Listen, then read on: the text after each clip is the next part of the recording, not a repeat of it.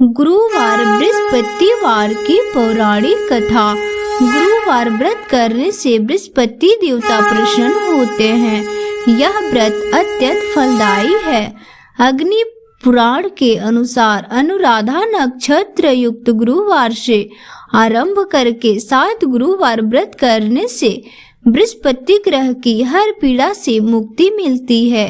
बृहस्पति व्रत कथा प्राचीन समय की बात है। एक नगर में एक बड़ा व्यापारी रहता था। वह जहाज में माल लदवाकर दूसरे देशों में भेजा करता था। वह जिस प्रकार अधिक धन कमाता था उसी प्रकार जी खोलकर दान भी करता था, परंतु उसकी पत्नी अत्यंत कंजूस थी। वह किसी को भी एक दमड़ी भी नहीं देने देती थी। एक बार सेठ जब दूसरे देश में व्यापार करने गया तो पीछे से बृहस्पति देव ने साधु वेश में उसकी पत्नी से भिक्षा मांगी।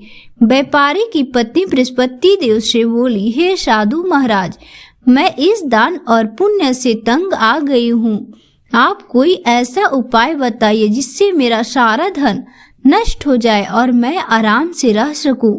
मैं यह धन लुटाता हुआ नहीं देख सकती। बृहस्पति ने कहा, हे देवी, तुम बड़ी विचित्र हो। संतान और धन से कोई दुखी नहीं होता। अगर अधिक धन है तो इसे शुभ कार्यों में लगाओ। कुंवारी कन्याओं का विवाह कराओ। विद्यालय और बाग बगीचे का निर्माण करवाओ। ऐसे पुण्य करने से तुम्हारा लोक परलोक सार्थक हो सकता है। परंतु साधु की इन बातों से व्यापारी की पत्नी खुशी नहीं हुई। उसने कहा, मुझसे ऐसे धन की आवश्यकता नहीं है जिसे मैं दान दे दूं। तब बृहस्पति देव बोले, यदि तुम्हारी ऐसी इच्छा है तो तुम एक उपाय करना। 7 बृहस्पतिवार घर गोबर से लिपना, अपने केशों को पीले मिट्टी से धोना, केश को धोते समय स्नान करना, व्यापारी से हजामत बनवाने को कहना, भोजन में मांस मंदिरा खाना, कपड़े अपने घर धोना। ऐसे करने से तुम्हारा सारा धन नष्ट हो जाएगा। इतना कहकर बृहस्पति देव अंत ध्यान हो गए। व्यापारी की पत्नी ने बृहस्पति देव के कहे अनुसार 7 बृहस्पतिवार वैसे ही करने का निश्चय किया।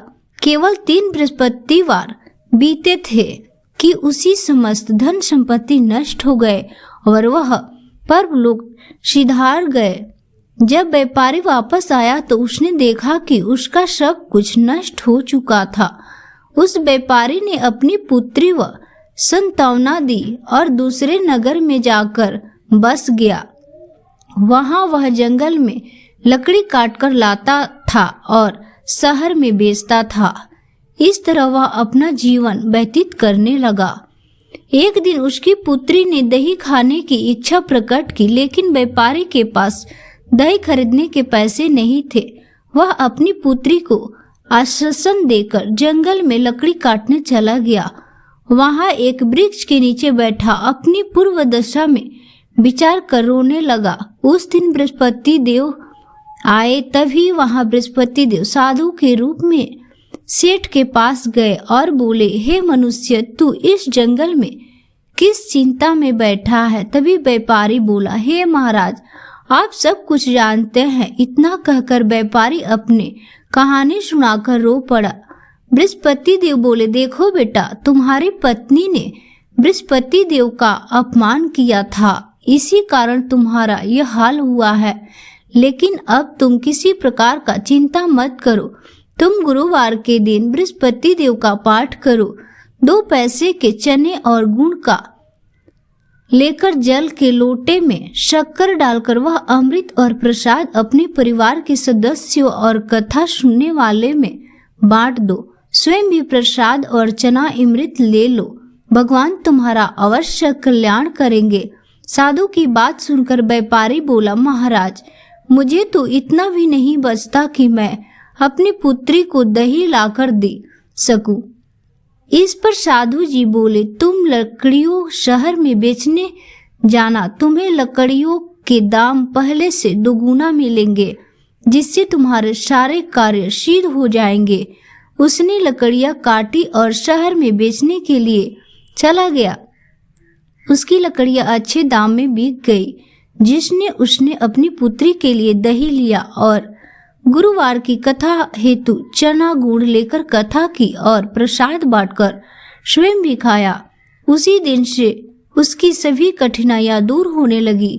परंतु अगले बृहस्पतिवार को वह कथा कहना भूल गया। अगले दिन वहां के राजा ने एक बड़े यज्ञ का आयोजन कर पूरे नगर के लोग के लिए भोज और आयोजन किया।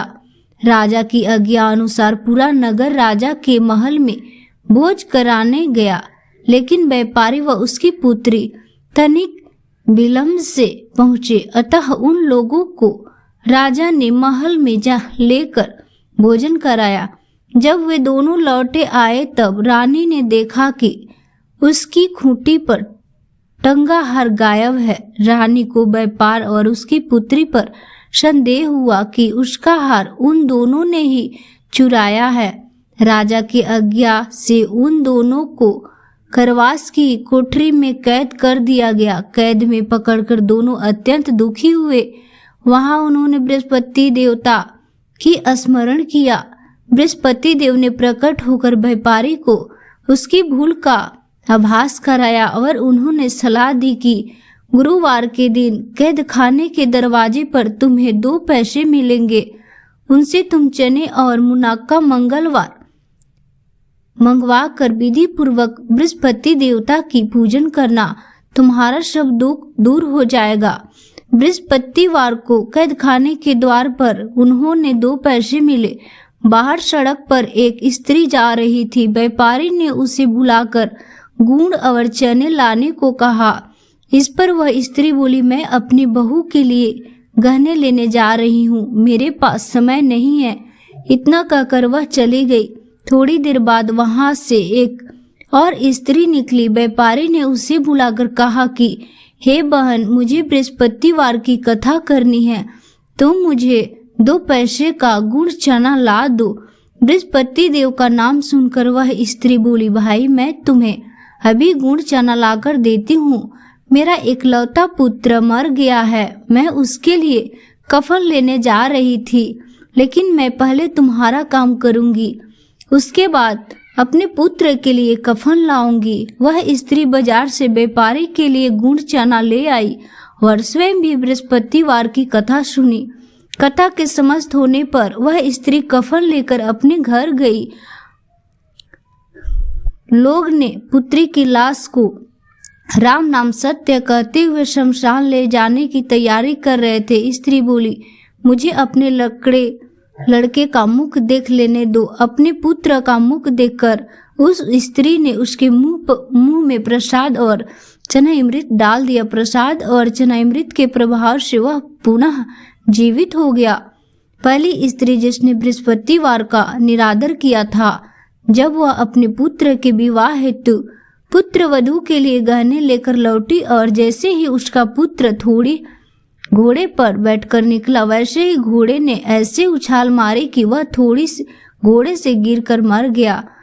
यह देख स्त्री रोकर बृहस्पति देव की क्षमा याचना करने लगी। उस स्त्री के याचना से बृहस्पति देव साधु वेश में वहां पहुंचकर कहने लगे, देवी तुम अधिक विलाप करने की आवश्यकता नहीं है। यह बृहस्पति देव का अचानदार करने के कारण हुआ है। तुम वापस जाकर मेरे भक्त से क्षमा मांगकर कथा सुनो, तब ही तुम्हारी सभी मनोकामना पूरी होगी।